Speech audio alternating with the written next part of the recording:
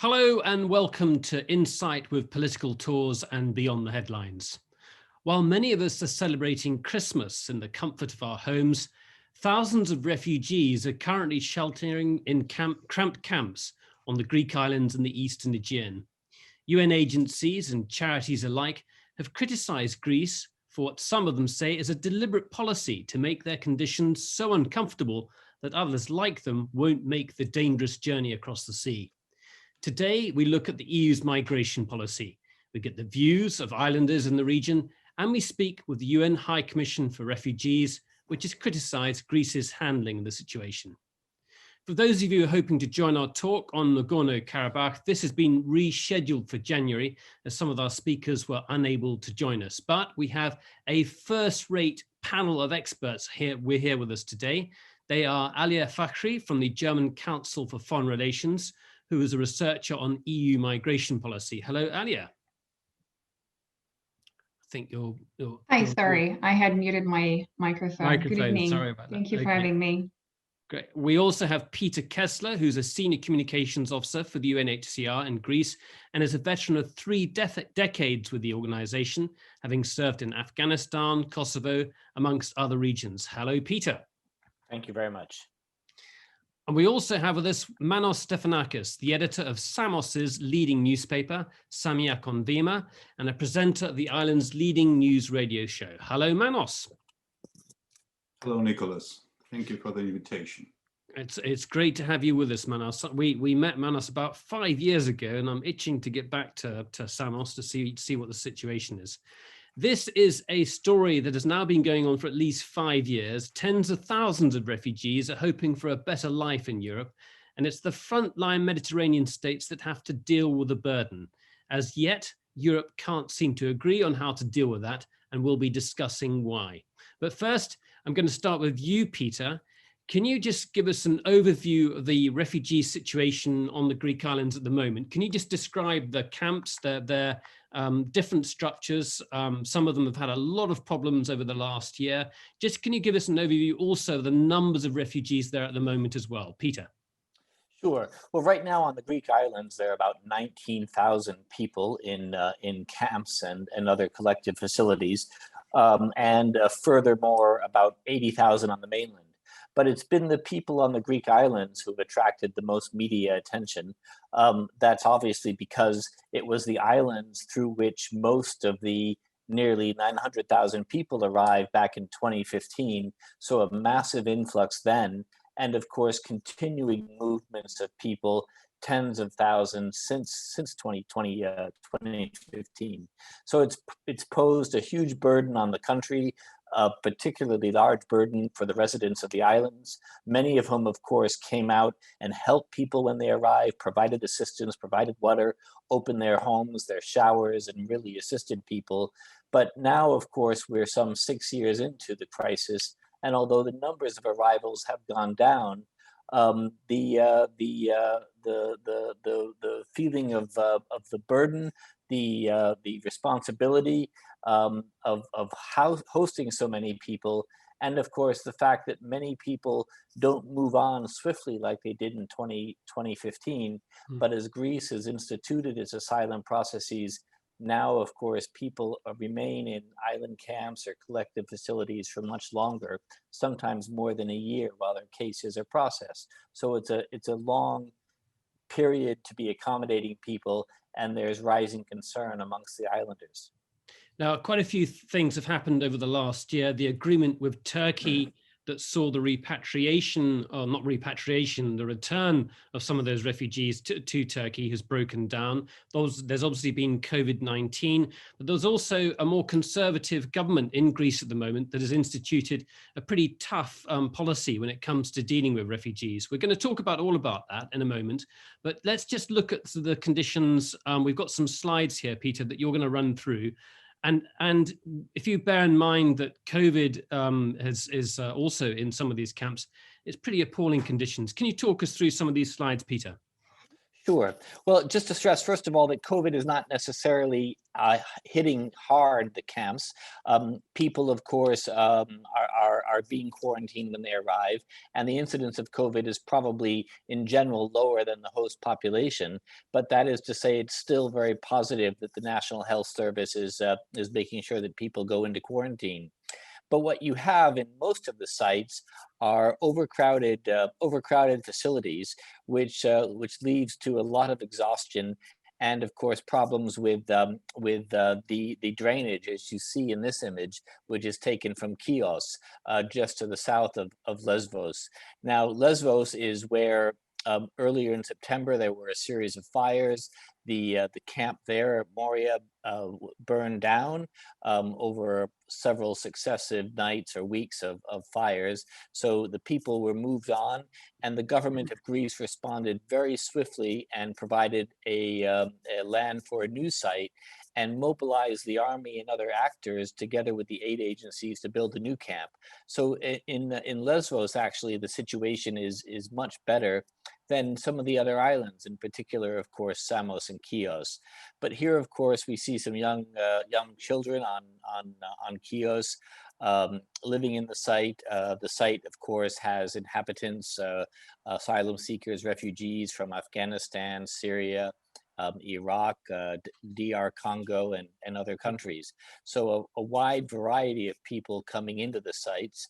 And of course, although many of the sites had existing facilities where people were being sheltered in containers, as they expanded to encompass greater numbers of people, the population then had to move into makeshift shelters, which are in outlying areas of the original camps, and those pose real housing and shelter problems. We see, of course, in this image, people who are encamped on Chios on private land, just on the edge of the official camp. Garbage collection, of course, doesn't take place. People build their makeshift shelters. And they Peter, look how obviously do very people tatty. actually survive? How do they actually can they earn a living? Do they get allowances? Are they allowed out of the camp to work? What's the actual are there restrictions placed upon them? You please do say next, by all means. There are about 10 or 12 slides to go through. Yeah, no Still, so problem. please do say Well, next. listen, as you see right now, the government of Greece, which is operating the camps with the support of partner agencies and NGOs, also gets funding from the European Commission. UNHCR has a program with the EC funding whereby the inhabitants get about 75 euros a person. So let's say about $80 a person, and that is capped at about 210 euros per month. So if you're a family of 4 or 5, you get 210 euros. And if you're a family of 6 or more, you get maximum 245 euros for the entire family. In addition to that, of course, the government of Greece is providing meals for people. And due to COVID, of course, unfortunately, the meals are distributed twice daily. They're pre-prepared meals. And obviously, they when you're living, cook their own. They're not able to cook their own food. They don't have formal electricity to cook their own food, but some people, with the funds they get on a monthly basis, they buy little gas cookers, little butane stoves. So they might do their own thing, using either the reheating the food provided by the authorities, or of course going into town and buying a chicken or buying other things. Here on Chios, you see people in the main facility, which is called Vial. They're at the information point where they can ask questions, inquire about the status of their asylum claim, request more plastic sheeting if their plastic sheeting has been torn off, ask for additional clothing if they have their clothing has become soiled or worn. Here we have some men from DR Congo. We found them living in a tent that was rotten. The canvas, of course, had rotted. You can see the hole at the top where part of the frame is coming through. There are other holes visible around the tent, and it's been raining on and off quite hard in parts of Greece. So it's been very challenging for these men, and they were asking to please receive some plastic tarpaulin to put over the roof, Okay, or now even to get a new as we tent. go through these slides, ostensibly they're there waiting for their asylum applications to be processed. Is that right, Peter? That's correct.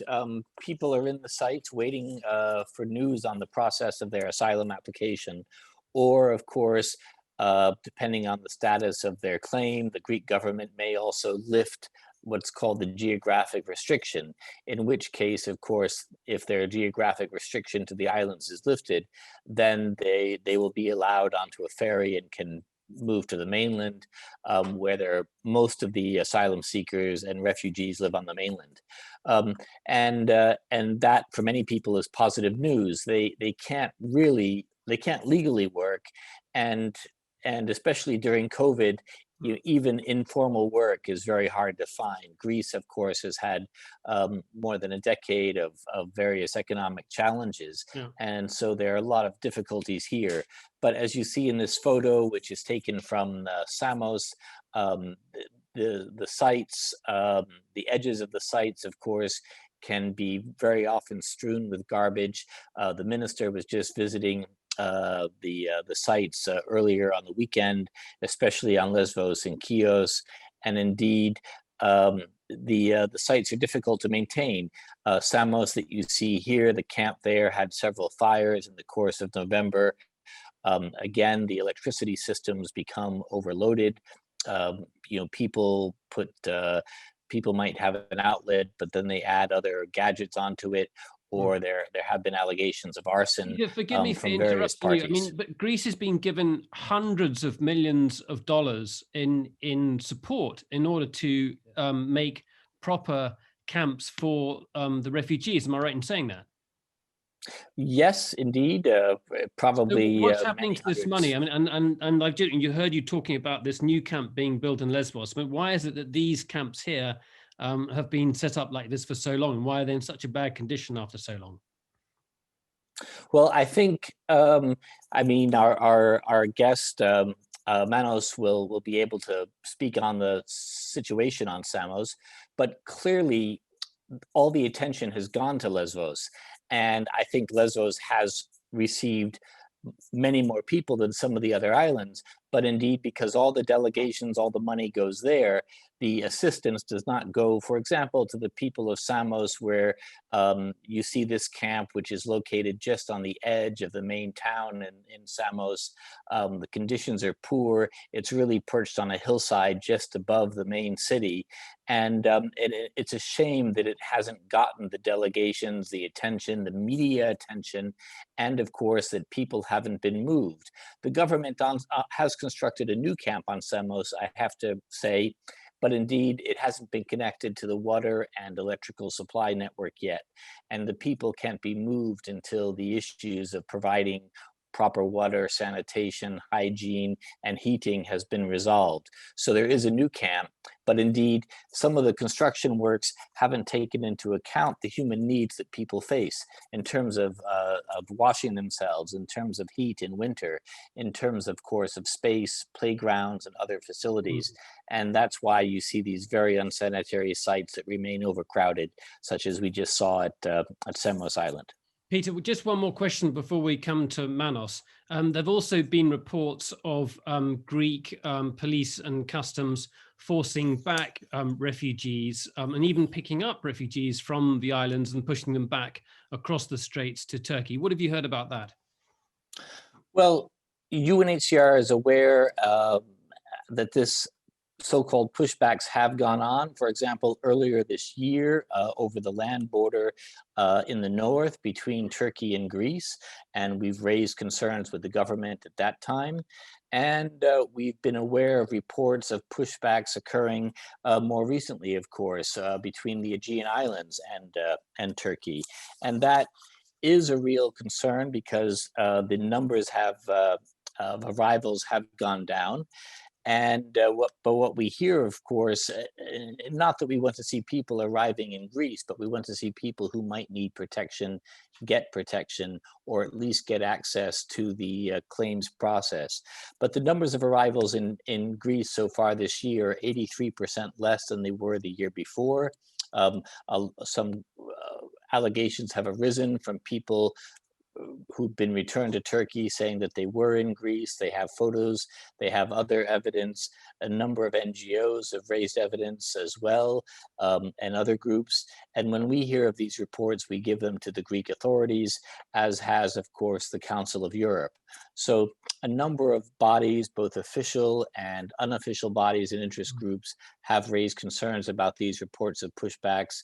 And in some cases, we still see people drowning at sea, as we just did on Friday off the coast of Lesbos. So what we don't want to see are dangerous situations created when people could instead be processed. One last question in my mind is, why wouldn't Greece want to process these asylum applications? Because surely once they do, they're either sent or repatriated, sent away, or they're free to move elsewhere, and they presumably not going to stick around in Greece. So why doesn't Greece process the claims more quickly? Well, I think what we've seen in Europe in recent years, certainly since 2015, is in general a failure of the international responsibility sharing process. European countries were not coming to the support of Greece very quickly, particularly after 2015. Indeed, as we saw in 2015, people had to walk across the Balkans to get into other European countries. So we had really inhumane situations arising. But that's essentially continued. So far this year, just over 2,000 people have been relocated from Greece into other countries. So the relocation process is going slowly. The burden is on communities both on the islands and the mainlands, where the communities are exhausted by having foreigners in their midst. Tourism is down. Some people say in part because of the publicity of the immigration and refugee arrivals. But, you know, of course, and we've also seen internationally, the USA is taking in fewer refugees. And so when you have that phenomena of other countries not coming to the aid of Greece, be it European states or be it states further afield, it puts a real burden on the communities in this country, which has faced multiple crises in the last 10, 12 years. Thank you very much, Peter. Manos, turning to you now. Just before we get on to the question of the refugees, can you just talk about the year that Samos has had? Samos is very dependent upon tourism. You've had COVID-19, and also there was a significant disaster also in October. Can you just tell us a bit about that? Yeah, many things changed since 2015 until today, and they changed slowly and steadily. I mean, we had thousands of people every night in Malagari port, but they had the chance to leave by ship to go in Piraeus, in Athens. This changed, and all these people slowly, they started to go up in the camp because the situation changed and they couldn't leave the island because of the asylum procedure and all these things. So the main problem was that around the camp, and we have to understand that the camp in Samos, which is in Vathi, in the town, which is the capital of Samos. It's a camp, and this is the difference between Lesbos and Chios and Kos and Leros. The camp is very close to the main square of the capital. It's 5 minutes walk for the refugees to go in the central square. So people went up there, and slowly they start to make tents around the camp, because when this camp opened, it was the government of Mr. Kostas Karamanlis, that was the prime minister of our time, around 2004. So it was for about 670 people, or let's say for 700 people. That was the amount of people who could stay there. So when thousands of people wanted to be up there, they couldn't stay inside the camp. So they start slowly to make a small town around the camp, in the left and the right side of the camp. This is the situation also today. Of course, we don't have thousands of people like we had before some months, let's say. Now there are around 4,500 people in the camp of Samos. So this is the one problem, that we don't have a camp that can give real human conditions to all these people. This is one. The other problem is that all these people, they want to go away from Samos. The asylum procedure is very slow. I think Peter mentioned that. Very, very slow. And I don't know why the Greek government, I mean, the real answers, I never understood why this procedure is so slow. So today we have around 4,500 people that they want to go away from the island.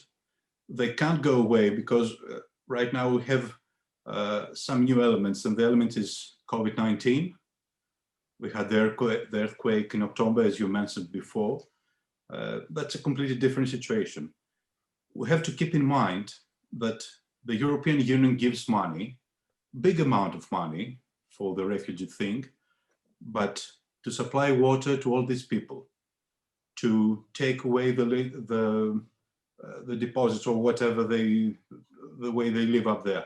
All this belongs to the municipality of Samos. Now we have 2 municipalities in Samos. The situation changed since the last time you were here. We had 1 municipality for the whole island. Now we have 2 municipalities.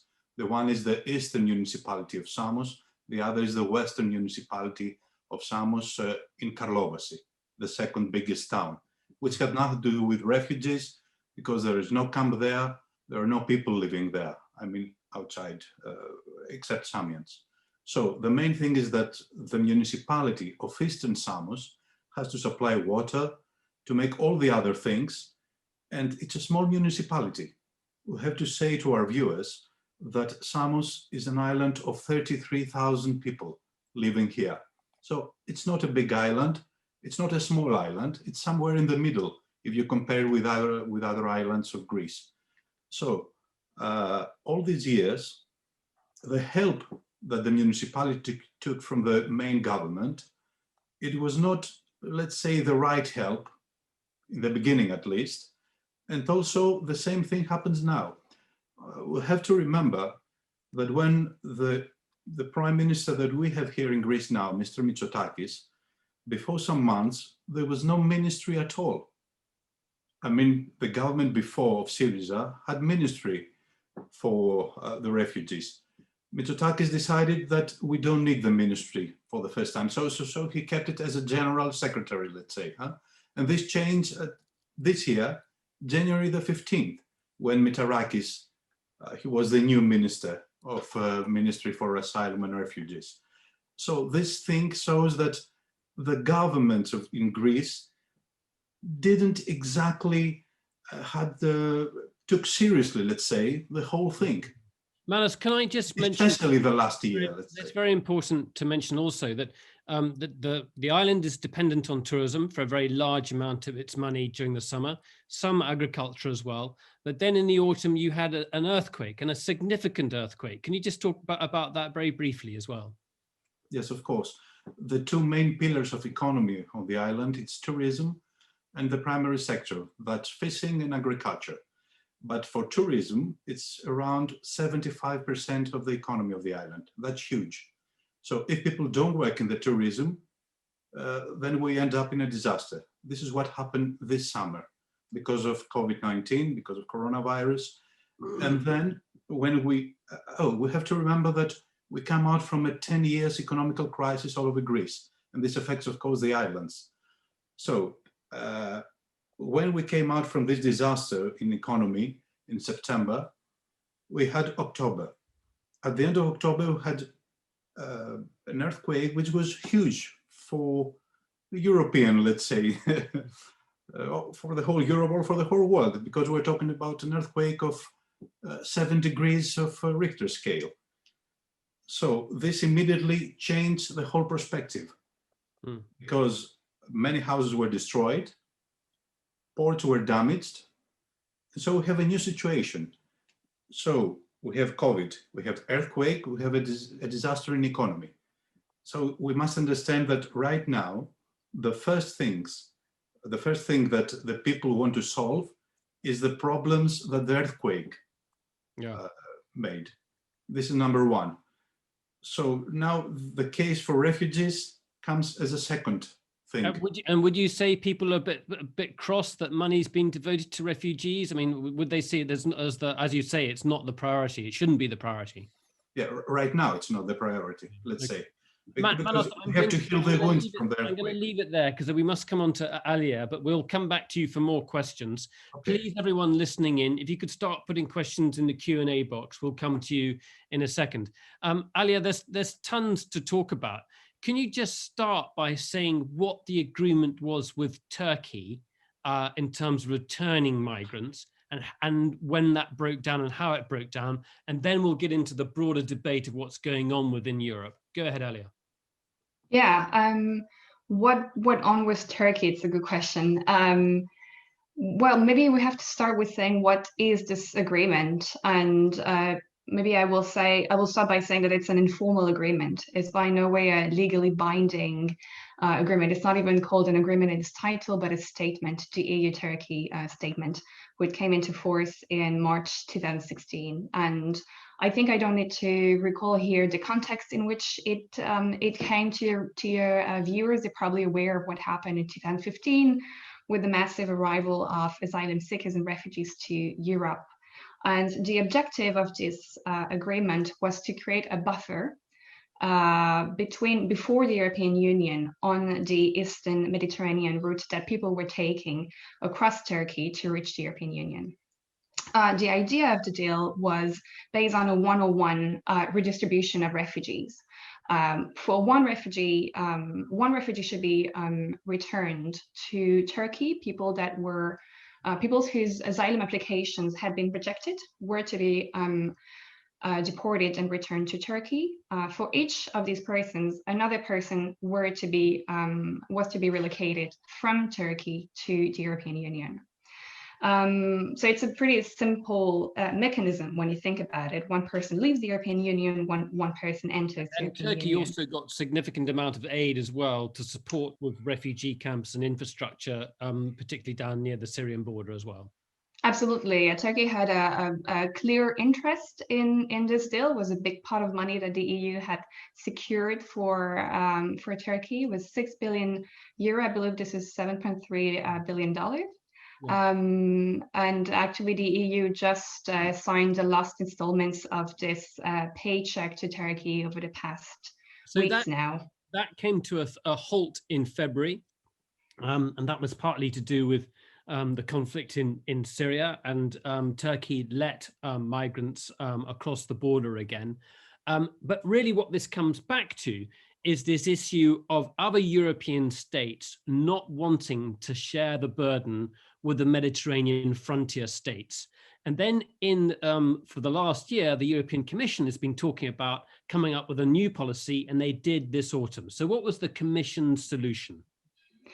Yeah, well, fast forwarding to what happened in September. So maybe I have to talk a little bit of what happened already in 2016 with this idea of relocating people from Turkey, but also from the Greek islands, right? I think Peter and Manos alluded to that as well. There was a first mechanism that was put into place. It was called the EU Emergency Resettlement Program, where refugees were supposed to be relocated from Greece and Italy to other member states. And that didn't really work quite well.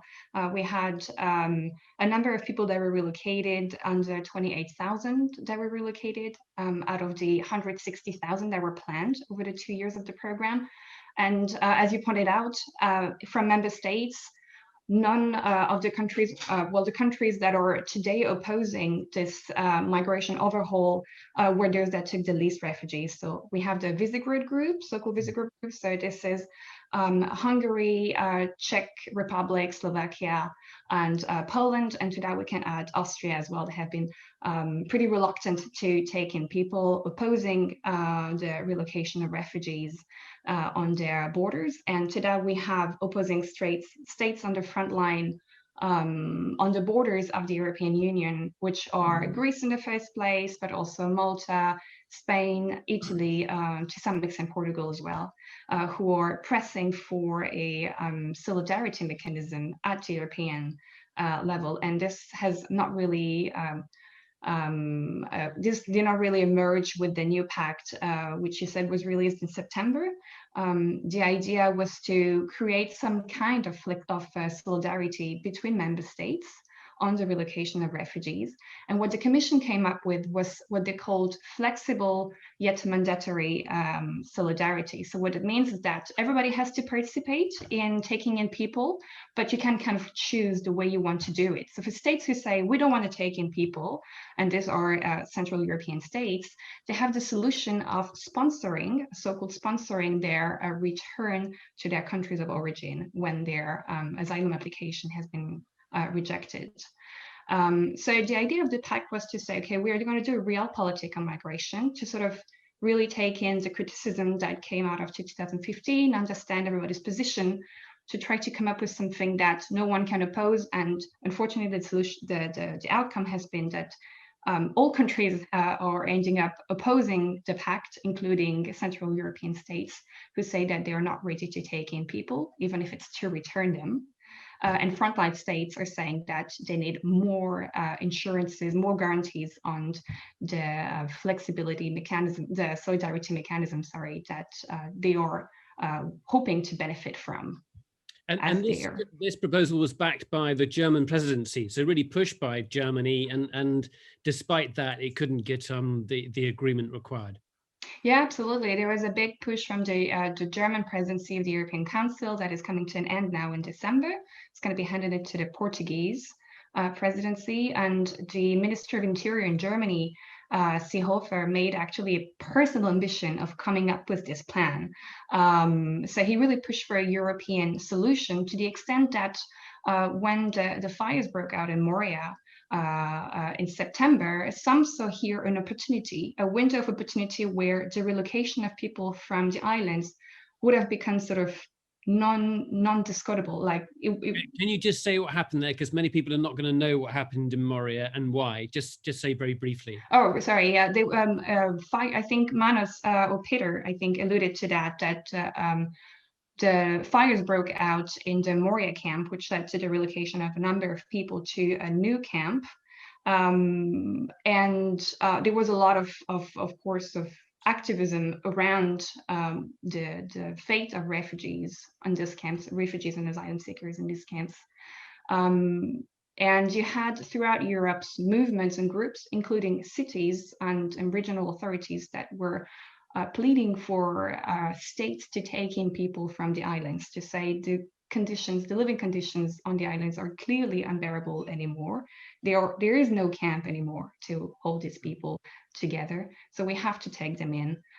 So there was this sort of window of opportunity that opened in September, and European states, Germany, chiefs among them, with the Minister of Interior leading this European solution, decided not to relocate people, to relocate anecdotal numbers of people, a couple of hundreds here and there. I think over the 2020, Germany only relocated 1,000 of people from the Greek islands, if I'm not mistaken.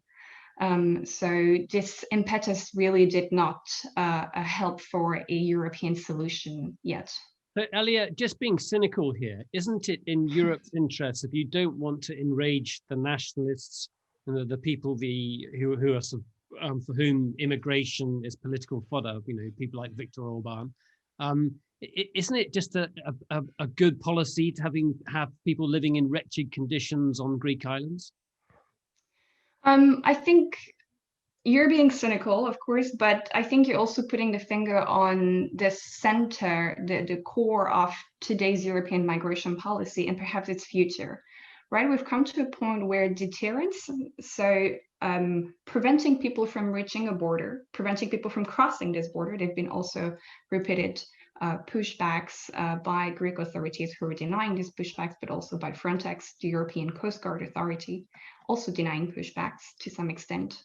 So there have been a number of obstacles that have come into the way of people reaching, crossing, and then staying at a border in the European Union.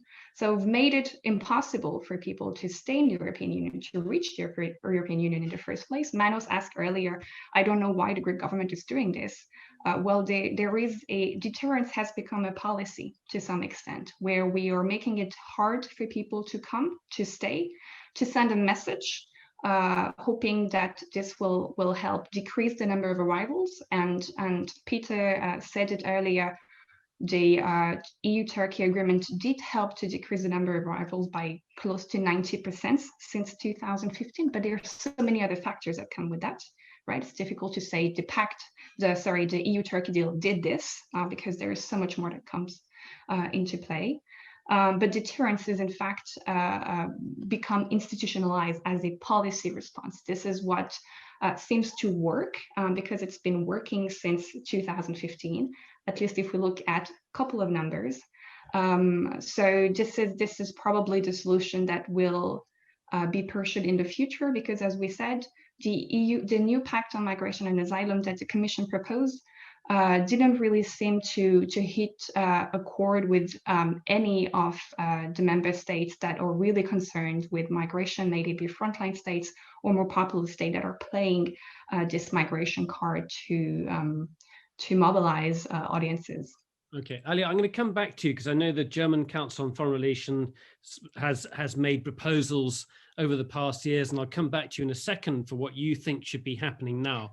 But Peter Kessler, can you just tell us what should Greece be doing now? What does the UNHCR expect from Greece at the moment, thinking about the conditions of those camps?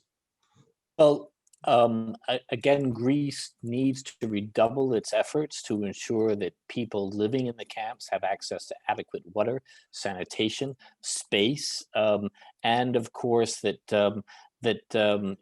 their asylum processes move swiftly. As Manos pointed out, the bureaucracy has had many stops and starts, and the Greece itself didn't even have a system to process asylum claims outside of the police apparatus until 2013. So they've made a lot of steps in the last, say, 7 years or so, and that's positive. But right now they need to process claims more quickly.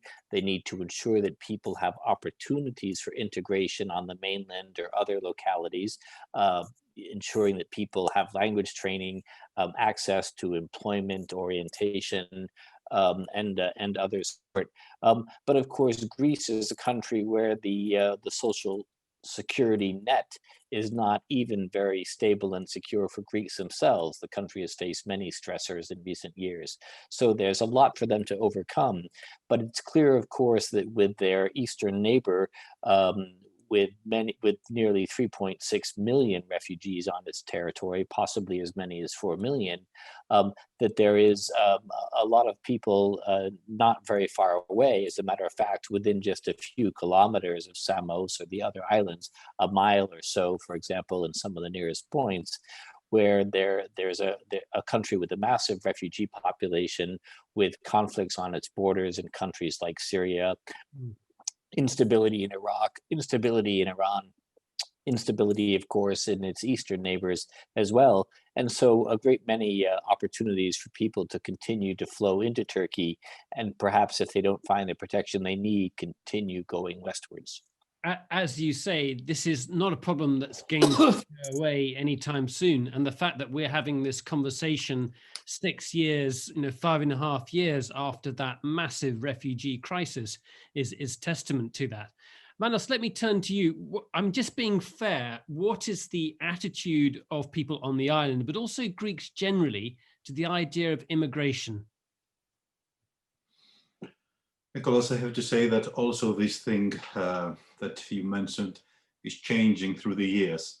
I mean, if you remember in 2015, the Samians as volunteers, they try to help these people arriving on the island.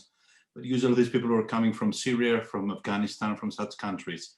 So they cook for them, they started to take care of them, let's say. This slowly changed because they saw that the things that they were doing, NGOs slowly started to take this part.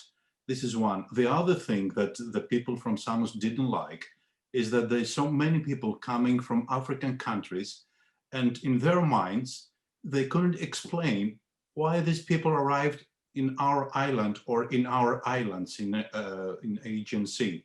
I mean, how a guy or a woman from Congo is arriving in Samos. This was something complex in their minds, and they start to be a little hostile to this situation through the years. And now we have a situation that Samians are no more volunteers in this thing. NGOs are doing this job. And they're trying still to explain what is going on here. But we have to say that in the camp in Samos, because as I mentioned before, was a small camp in the beginning, and now we have a small town with tents, we have garbages. Beside garbages, we have rats. And beside garbages and rats, we have people. This is a situation that can't continue. I mean, we can't accept this situation. So we have a new camp that is building right now, which is outside the town, around 9 kilometers from the center of Samos town. And this will be a completely modern camp, let's say, with all the facilities. It's not finished yet, but we have to say that the camp in Samos, the camp in Leros and in Kos, which are building right now, and they're completely new, will be finished soon, and people could go there and live there. I mean, the people who will be at that time on the islands. For these camps, we didn't have so many protests here in Samos or in Kos in Leros, but in Lesbos and in Chios, we had big protests. And Mr. Mitsotakis, the new minister, who tried to say that I want to build a new camp in an area far away from Moria, let's say, the people in Lesbos refused. They said, we don't want this. Generally, we don't want refugees on our island, so we don't want the new camp. So Chios and Lesbos, they still protest for a new camp. So that's why the situation after the big fire for 2 days in Moria, which completely destroyed the camp in Moria, they don't have a plan for a new camp, let's say. But for Samos, Kos, and Leros, we will have new camps for that people can live in the right way, let's say, there, for the amount of time that they will stay on these islands. Okay. For this purpose, for Samos, Kos, and Leros, the European Union, if I'm right for the number, they will give 131 million euros. It's a big amount of money. Okay, thank you, Manos, for that. Alia, Peter and Stefanos and Manos have clearly underlined that this is not a problem that's going to go away in the next few years at all. And we were just talking about it earlier. What do you see as are there any grounds for compromise? What do you think the Commission should be doing? What should the member states be doing? This is, after all, an EU problem. We've got people who are listening in from the US, the UK, and Australia. But this is obviously the EU's domain. But it's an enormous problem. Where do you see the potential for compromise? Where do you see the possible solutions?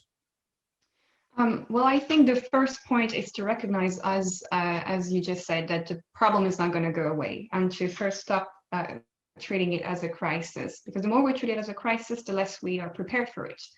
We try to push it back, push it away, but it always ends up coming back. So there are solutions for the European Union to step up its preparedness, let's say, to resist to migratory pressure, because it's unlikely that it will go away. The first would be, and here I'll just piggyback on what Peter Manos just said, is to support frontline states and to continue supporting frontline states to welcome and to host and to help people lodge asylum applications and process these asylum applications, which takes time. And this comes with technical issues of, where do we put people, why all of this happens, what kind of... Just to probably put this in the framework of these two questions, is there an agreement that Europe needs migrants because we've got an aging population and that you need to have a flow into your workforce of migrants? Is there agreement in Europe on that? And then secondly, is there an agreement with other states on the repatriation of migrants, of sending actual people back and working on mechanisms to do so, like the agreement with Turkey, but other ones with the states where people have come from originally? Yeah, on your first point, there is an agreement in certain states that we need migration, right? You're pointing out that European states are aging societies. Italy is if I'm not mistaken, the second oldest country in the world after Japan.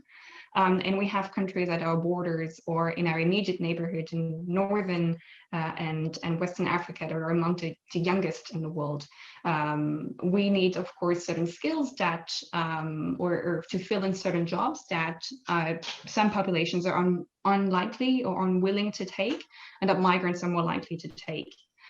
So there is an agreement among certain member states, notably in Northern Europe, which are the most fastest aging societies, that we need migrants. But to go back to our second point on return, we are facing today in Europe certain levels of obstacles to return people. As I said, we need to make sure that we have the right capacity to host and welcome people, to support frontline states to do that, maybe to some kind of solidarity mechanism to relocate some of these people to other member states. But we also need to make sure we have the right capacity to return those that need to be returned, people whose asylum applications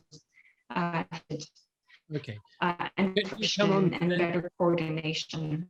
I'm going to bully people into putting some questions in here, because at the moment my Q&A box, which I require to be filled in the next 15 minutes, is blank. So please, can you start tapping away your questions, please, everyone? You're being slack this evening. But Alia, come back to what you, because I interrupted you. Where do you see the common ground? Where do you see the possibilities for agreement? Well, it seems very, as things are right now, as of today, it seems very unlikely that member states will come to an agreement, because again, we have such divergent positions between states that are really playing the anti-migrant card at the domestic level, so Hungary, Poland, that are really playing on this anti-migrant, some could say xenophobic discourse in the domestic politics, versus other states on the front line that are also using this migrant card in another way to pressure the European Union for support and for a political solution. Is there a light at the end of the tunnel? There is some level of realism in all of this. I think all states probably see interest in working on migration, maybe as we are aging societies, to recruit some kind of workforce abroad, but also because there is, at the end of the day, it's a phenomenon that we're unlikely to stop, and that we certainly need to address in the best way possible. I mean, it really is the moment that the issue that the more populist politicians have been able to exploit very successfully. I mean, Viktor Orban being the primary example. We've got questions coming in now, so we've got just some time to get through those. Sarah Biffen has got a question about tourism. Sarah, open your microphone and we'll go ahead with that. If you can open your microphone. There you go. Go ahead. I wanted to know how tourism has been affected already before the advent of COVID. Manos, what was how badly do you think was tourism affected by migrants on Samos, for example, before the COVID crisis? I think you meant before COVID, huh? Yeah. As I understand right. So it affected, let's say, the area that the refugees live, which is the capital of Samos. It's not a touristic area, let's say. The touristic areas are in the south part as Pythagorean, or the north part of the island as Kokari, and other places, let's say. But in the beginning, and when I say beginning, I mean, let's say 2016, 2017, or 2018, there was a big crisis, especially in 2016, because we had all this amount of people living here. We had 5,000-6,000 people, and all these pictures, all these videos played on TV, so in Holland, in Denmark, in Scandinavian countries, which are the main countries which visit in summertime in Samos. So you think that turned people away? The next summer, 2016, we had, people didn't want to come on the island. This changed slowly in 2017 and 2018. Things became better, let's say. Yeah. So there was an affection about the brief effect. Okay, let's take another question now. Marty Ryan, go ahead, Marty. as I listen to your description of the camps and the situation, it makes me wonder about a couple of things. One is, what's the morale and the attitudes of the refugees who were living in these situations? And isn't this whole situation creating a group of people that are starting to get very frustrated and perhaps apathetic about ever being able to get where they want? And what about the education for the young people? Peter, can you go ahead and address that? I'm aware that the movement of some of the refugees has been restricted, with police controls on camps being more strict. Peter. Right. So there are a number of factors at play, but indeed the asylum process is very slow, as it is in the US or the UK or Australia or other countries. These are processes that take time. There are, of course, other delays, as we've seen of late, caused by COVID. But again, of course, Greece is building up an asylum process that it just didn't have just a number of years ago. So it's everything is really happening from the ground up, and that does take time. But people in the camps get depressed, as you see with the amount of garbage. They eat an orange, they drink a bottle of water, and they just don't feel like cleaning up because nothing is getting cleaned up anymore, at least in some of the older sites, as we see on Samos and Chios. In Lesbos, the camp is the new camp is being taken much better care of. The residents, the asylum seekers and refugees are themselves volunteering in a lot of initiatives, and there's a lot of positive things happening on Lesbos that you just don't see replicated on the other islands for various reasons, also due to the absence of NGOs. But because of COVID especially, people are now required to stay in the sites.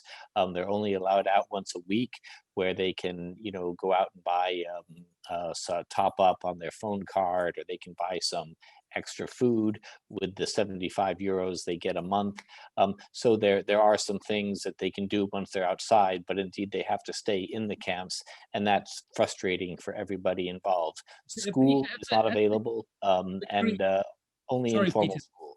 Yeah. Has the Greek government, I was reading a report by Refugees International where they say that the Greek government has actively closed down the activities of some NGOs, shutting down one camp. It seems to be a particularly aggressive policy. There are different efforts at play. Of course, on Lesbos, the site where you're referring just now, the government has decided to close some of the more one can say, on the one hand, they were dynamic, very engaged sites managed by NGOs. On the other hand, they were, sheltering people outside the governmental structures. And the government wants people to be either concentrated in the governmental structures or to be living in the funded apartments and hotels that are being run via the UN agencies. So, I agree, it is frustrating for some of the NGOs and camp residents to be told they have to move from a nice, more comfortable collective center to the main camp. On the other hand, one has to respect the exhaustion of the host community, as Manos has been saying, where people feel exhausted having these situations endure for many years since 2015. Thank you, Peter. Nigel Harley, good question. Nigel Harley. Yes, I mean, I think one of the few good initiatives of the Cameron government was to suggest that people really should, wherever possible, try to be processed in their countries of origin. Now, I mean, that's easier said than done. One thinks of places like Syria and Iraq, but nevertheless, it might have the effect of stemming some of the tide of the immigrants. Alia, can you explain some of the politics behind that? I know the European Stability Initiative did a lot of work, I think, with I'd say Ghana. It was one of the West African states where they actually they introduced a repatriation program and also facilitation of applications as well. But in some cases, these countries are quite happy to actually see people go because it's a pressure valve. Yeah, perhaps when we talk about refugees, it's important to know who we're talking about, right? These are people who are fleeing violence and persecution. So it is indeed very complicated for obvious practical reasons for them to seek asylum or to lodge an asylum application in their own country. They could be followed by security services, for example, or intercepted by the police on their way. So they are fearing for their lives, and therefore they are leaving their country. And now there's been a proposal by, for example, Emmanuel Macron, the French president, to create a facility in Niger, which is one of the countries through which asylum seekers, migrants, and irregular migrants to Europe transit through. It's in Central Africa and Sahelian Africa. And there was a UNHCR office that was created there. And what happened is that within a year, there were 2,000, if I'm not mistaken, about 2,000 Sudanese asylum seekers that migrated to Agadez, where in the city where this UNHCR office had been created to seek asylum. So this sort of facilities in countries of origin or transit where refugees can seek or lodge their asylum application are tempting because they are seen as sort of a way to externalize the burden.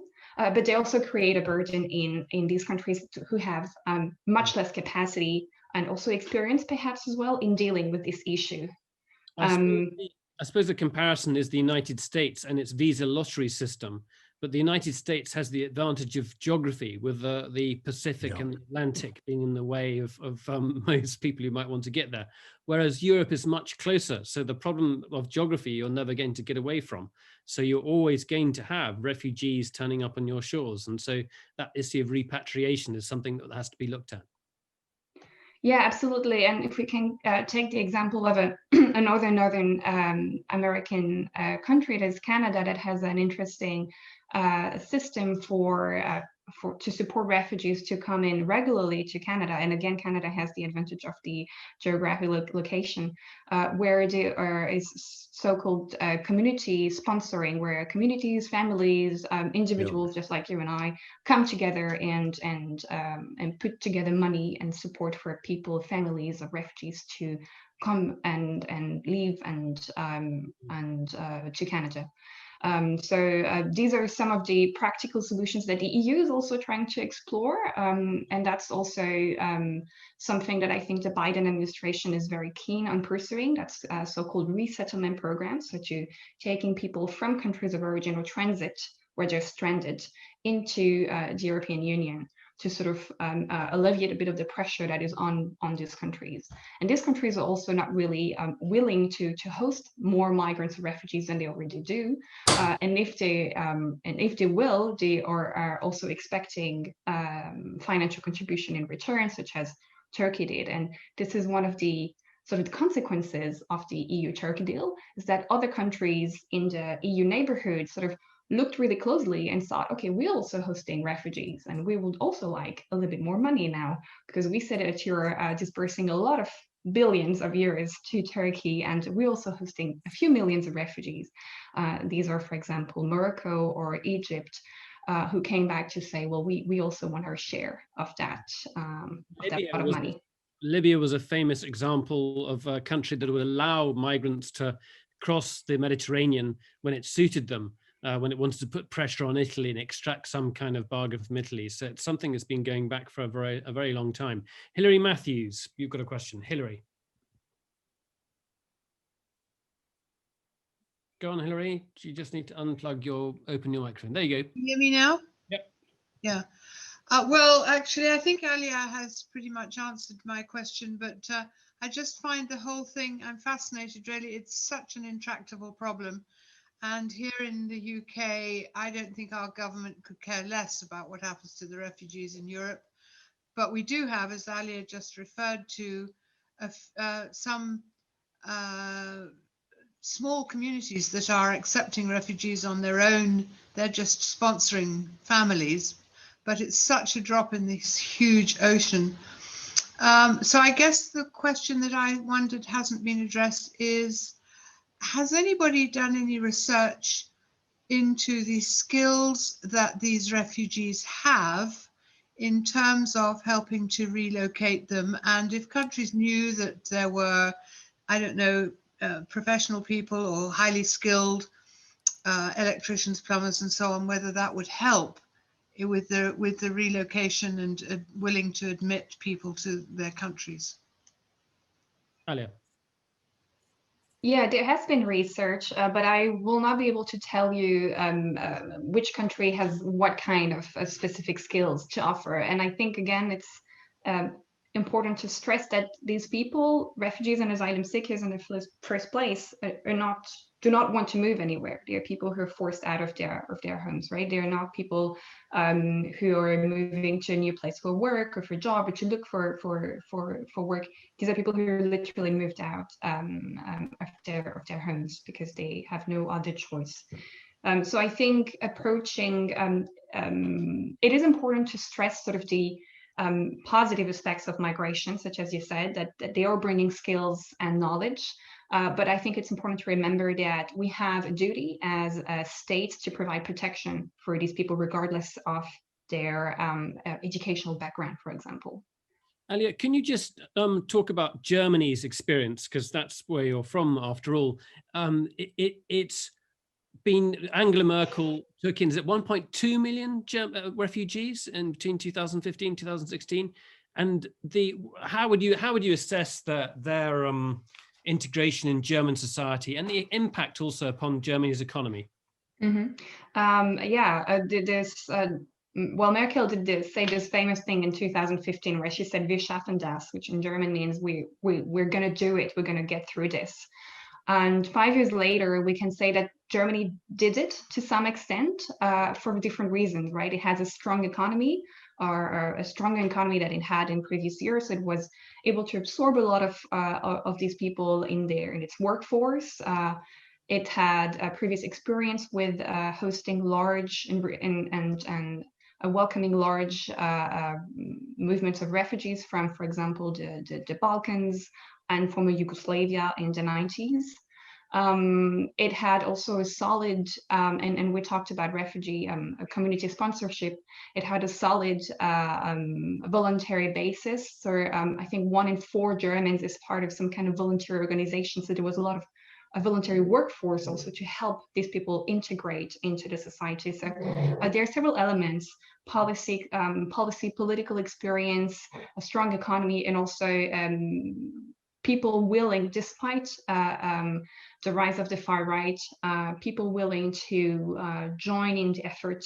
All of this helped the country sort of go through this unprecedented refugee migration.